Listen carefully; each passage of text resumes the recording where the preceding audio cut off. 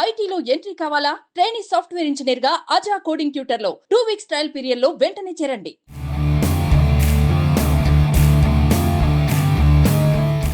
భారత క్రికెట్లో ఊచకోత అనే పదం ఎవరికైనా సెట్ అవుతుందంటే అది వీరేంద్ర సెహ్వాగ్కే. ఈ మాజీ ఓపెనర్ విధ్వంసానికి పరాకాష్ఠగా నిలిచాడు. అతడి పేరు వింటేనే ప్రత్యర్థి బౌలర్లు బెంబేలెత్తిపోతారు. క్రీజులో ఉన్నంతసేపు బౌండరీలే. అది ఫస్ట్ బాలా, తన వ్యక్తిగత స్కోర్ 99 అయినా చూడ్డు. బాల్ పడితే బౌండరీ కొట్టడమే టార్గెట్. అతడికి బౌలింగ్ వేయాలంటే తోపు బౌలర్లు కూడా వణికేవారు. వీరు క్రీజులో ఉన్నంతసేపు స్కోరు బోర్డు రాకెట్ స్పీడ్తో పరుగులు పెట్టేది.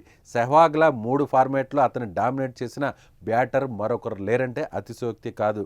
అయితే రిటైర్ అయిన సెహ్వాగ్ గురించి అభిమానులు ఇంకా మాట్లాడుకుంటూనే ఉన్నారు. అలాంటి ఫ్యాన్స్కు పూనకాలు వచ్చే హాట్ న్యూస్ వచ్చేసింది. వీరేంద్ర సెహ్వాగ్ వారసత్వాన్ని కొనసాగిస్తూ అతడి కొడుకు వచ్చేశాడు. డబుల్ సెంచరీతో ఎంట్రీ ఇచ్చేశాడు. ఈ డీటెయిల్స్ ఏంటో ఒకసారి చూద్దాం.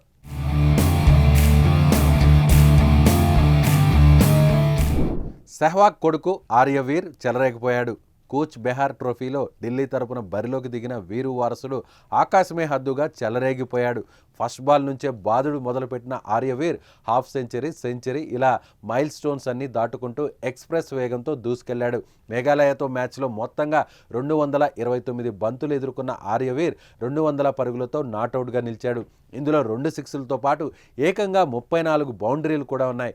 4లు 6ల ద్వారానే అతడు దాదాపుగా 148 పరుగులు పిండుకున్నాడు. ఆర్యవీర్ బాదుడుకు ప్రత్యర్థి బౌలర్లు కూడా గుడ్లు తేలేశారు. ఇదేం కొట్టుడురా స్వామి అంటూ షాక్ అయిపోయారు. ఆర్యవీర్ దంచుడుతో ఢిల్లీ జట్టు 2 వికెట్లకు 468 పరుగులు చేసింది.